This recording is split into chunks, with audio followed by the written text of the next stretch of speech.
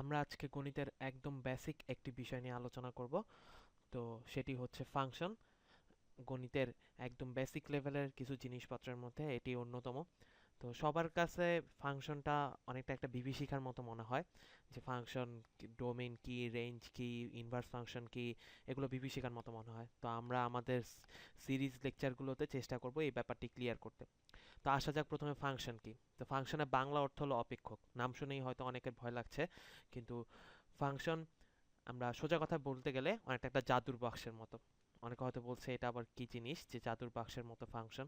আচ্ছা দেখি একটু যে ফাংশনটা আসলে কিভাবে জাদুর বাক্স হলো। মনে করো আমাদের কাছে একটা জাদুর বাক্স আছে, এটা সেই জাদুর একটা বাক্স। তো এই জাদুর বাক্সে আমরা কোনো কিছু যদি দেই, সে এটাকে জাদু দিয়ে চেঞ্জ করে ফেলে। কিভাবে?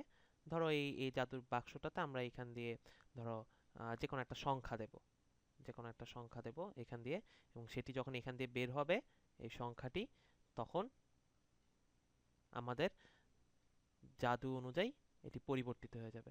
কেমন দেখা যাক, ধরা যাক আমি এই জাদুর বাক্সটি কোনো একটি সংখ্যাকে 5 গুণ করে দেয়।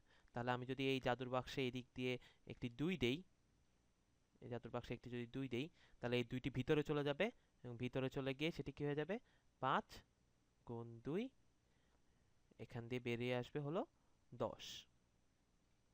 তো আমি যদি এখন জাদুর বাক্সে 2 না দিয়ে, ধরো যে আমি জাদুর বাক্সে এখন অন্য কোনো একটা সংখ্যা দিলাম, ধরো জাদুর বাক্সে আমি 20 দিলাম, তাহলে বলো তো কত আসবে? হ্যাঁ, যদি আমি 20 দিই তাহলে এটি চলে আসবে 5, 20, 100। যদি আমি এখান দিয়ে 20 দিই, 20 দিয়ে দিই, তাহলে এটি 5 গুণ হয়ে 5, 20, 100 চলে আসবে। এখন যদি আমি 20 না দিয়ে এরকম আমি যে কোনো সংখ্যা দিতে পারি, ঋণাত্মক সংখ্যাও দিতে পারি। তো আমি যদি এখন 20 না দিয়ে যে কোনো একটি সংখ্যা, মনে করো যে x দিলাম, তাহলে কি হবে? যদি আমি এখানে যে কোনো একটি সংখ্যা x দিতে পারি, তাহলে এখানে কি আসবে? তো x দিলে এখানে দেখা যাবে যে যদি আমি এখানে x দিই, তাহলে এই পাশ দিয়ে যখন বের হচ্ছে তখন সেটি 5x হয়ে বের হবে। এখানে যদি x থাকে তাহলে সেটি এখানে এসে 5 গুণ হয়ে যাচ্ছে, এবং এখানে যখন বের হবে তখন সেটি হয়ে যাবে 5x। তো আমরা বলতে পারি জাদুর বাক্সে এটি হচ্ছে, এটিকে আমরা বলতে পারি জাদুর বাক্সের এটি হচ্ছে ইনপুট। আর যেটি পাচ্ছি, মানে এই যে এখান দিয়ে যেটি পাচ্ছি, এই যে এইটা, এটি হচ্ছে আউটপুট। তো আসলে ফাংশনটা হলো এই জাদুর বাক্সটি। তো আমরা এই ফাংশন অনেকটা এই জাদুর বাক্সের মতো কাজ করে। আমরা কোনো একটা ফাংশনের মধ্যে কোনো একটা সংখ্যা যদি দিয়ে দেই, সেটি আমরা যেভাবে চাই, মানে ফাংশনটি যেভাবে ডিফাইন করা আছে বা যেভাবে বলা আছে, যেমন এখানে 5 গুণ বলা আছে, যদি এখানে 5 গুণ করতে বলে না বলা থাকতো যে না তুমি যে সংখ্যাটা পাবা সেই সংখ্যাটাকে ওই সংখ্যা দিয়ে গুণ করে বের করে দিবে, তাহলেও সে কি করতো, যদি x পেত তাহলে সেটাকে x দিয়ে গুণ করে এখান দিয়ে বের করে দিত। তো এরকম আরো বিভিন্ন রকম জাদু করা যায়। তো এইটাই হলো আসলে ফাংশন। তো এখন ফাংশনে দেখা গেল যে জাদুর বাক্সের মতো ফাংশনও কি থাকে, একটা ইনপুট থাকে আর একটা আউটপুট থাকে। তো আমরা ওই জিনিসটাকে কিভাবে লিখি? তো আমরা তো আর পরীক্ষার খাতায় এরকম জাদুর বাক্স এঁকে ফাংশন বুঝাতে পারবো না, বা আমরা যখন লিখবো তখন তো আর এরকম জাদুর বাক্স আঁকতে পারবো না। তো আমরা ফাংশনটাকে কিভাবে সাংকেতিক চিহ্নের মাধ্যমে বুঝাতে পারি? তো জিনিসটা অনেকটা এভাবে লেখে, সেই চিরচারিত নিয়ম অনুযায়ী। ধরো ফাংশনকে আমরা এফ দ্বারা লিখলাম, এফ এক্স। আচ্ছা, এটার মানে কি? এটার মানে হলো বুঝাচ্ছে এখানে এফ একটি ফাংশন বা এই যে জাদুর বাক্স, সেই জাদুর বাক্সের মধ্যে এই যে আমি ব্র্যাকেটের মধ্যে যেটা লিখলাম এটাকে বলা হয় ইনপুট, মানে আমি জাদুর বাক্সে কি ইনপুট দিচ্ছি। আর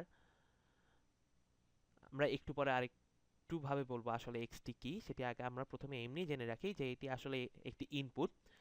তারপর মনে করো যে আমি আউটপুট হিসেবে কি পাচ্ছি, আউটপুট হিসেবে যে জিনিসটা পাচ্ছি সেটা হলো এই জাদুর বাক্স কি করছে, 5 গুণ করছে, তাহলে 5x। তার মানে আমি এই জাদুর বাক্স যদি x ইনপুট দেই, তাহলে সেটি আমাকে সেই x টিকে 5 গুণ করে দিবে।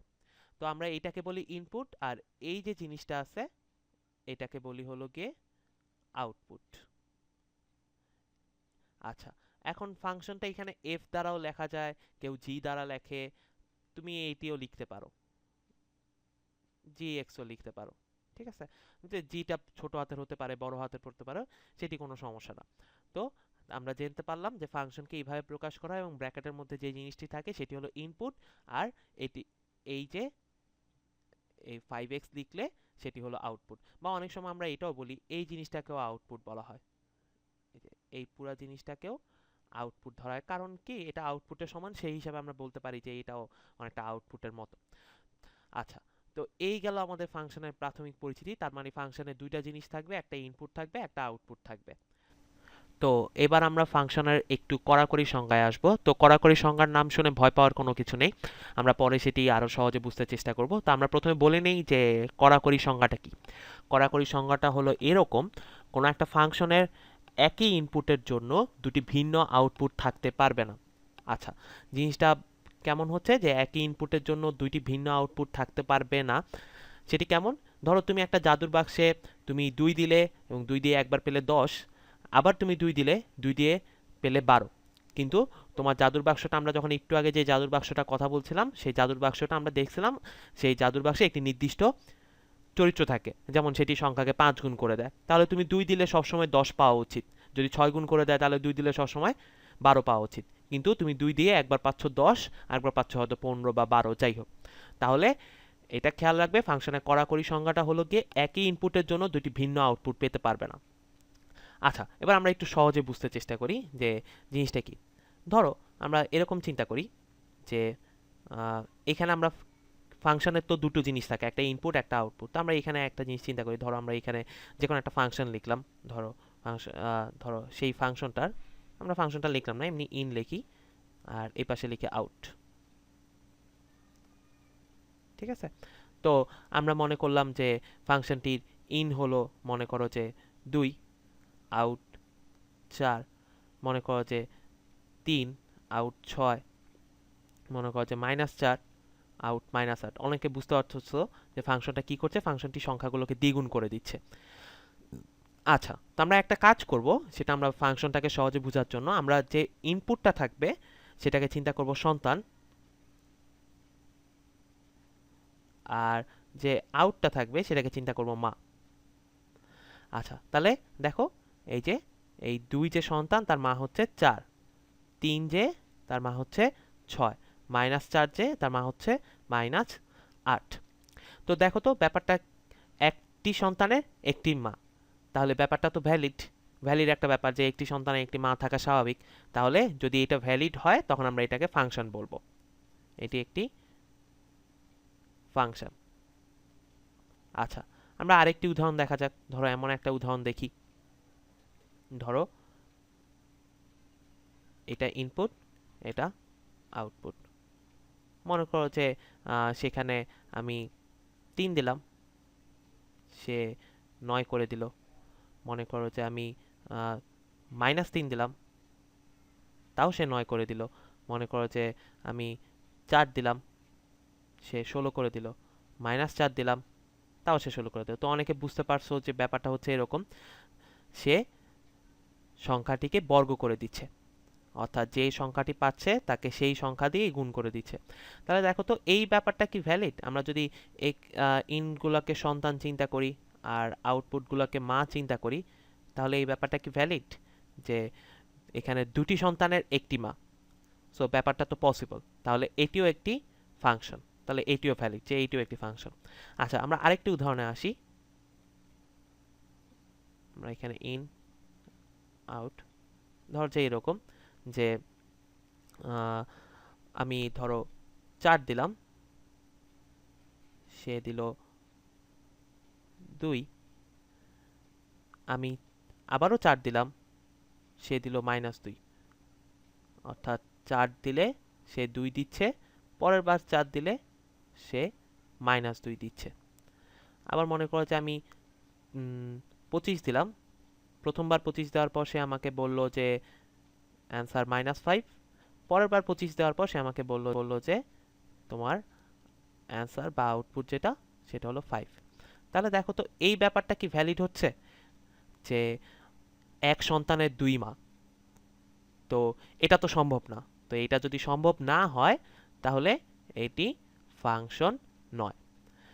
এবং দেখো এটি কিন্তু আমরা ম্যাথের যে একটু আগে যে কড়াকড়ি সংজ্ঞাটি বলে এসেছিলাম সেই কড়াকড়ি সংজ্ঞাকে মানে না, যে একই ইনপুটের জন্য ভিন্ন আউটপুট। ঠিক আছে, তাহলে একই ইনপুটের জন্য একাধিক ভিন্ন আউটপুট পাওয়া যাচ্ছে, তাহলে আমাদের সেই কড়াকড়ি সংজ্ঞাটাকে মানছে না। তো আমরা সেই কড়াকড়ি সংজ্ঞা যদি মনে রাখতে পারি বা আমাদের যদি অনেক কষ্ট হয় তাহলে আমরা এইভাবে মনে রাখবো, সন্তান এবং মায়ের সম্পর্কটা দিয়ে মনে রাখবো। তো আশা করি ফাংশনের বেসিক ব্যাপারটা তোমাদের ক্লিয়ার হয়ে গেছে। তো ফাংশনটা অনেকটা একটা জাদুর বাক্সের মতো, যে জাদুর বাক্সে একটা ইনপুট থাকবে এবং একটা আউটপুট থাকবে, এবং ইনপুট এই আউটপুটের মধ্যে একটা নির্দিষ্ট সম্পর্ক থাকবে। আর আমরা তো এখানে দেখালাম যে ম্যাথমেটিক্যাল কড়াকড়ি সংজ্ঞায় ফাংশনকে কিভাবে দেখানো হয়। তো আমরা নেক্সট দিন ফাংশনের নেক্সট যে স্টেপগুলো আছে, ডোমেন, রেঞ্জ, কোডোমেন, এগুলো নিয়ে আমরা আলোচনা করব। সে পর্যন্ত সবাই ভালো থাকবে।